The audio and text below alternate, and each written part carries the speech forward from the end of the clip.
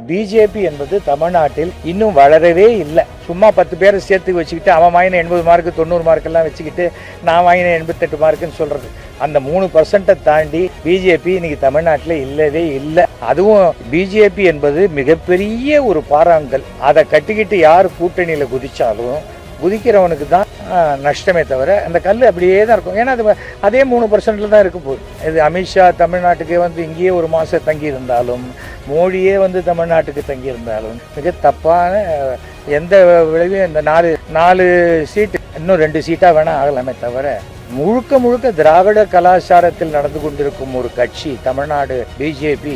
அதை நான் தேசிய கட்சின்னு சொல்றதே வேடிக்கையாக இருக்கிறது. அதுதான் அவரை இந்த தேர்தலில் யார் எந்த கூட்டம், இந்த கூட்டணி மாற்றங்கள் எதுவுமே இல்லாத பட்சத்தில் மீண்டும் திமுக தான் பெரும்பான்மையுடன் ஆட்சியை பிடிக்கும். ஸ்டாலின் தான் முதல்வராவார். திமுக 7வது முறையாக ஆட்சி அமைக்கும்.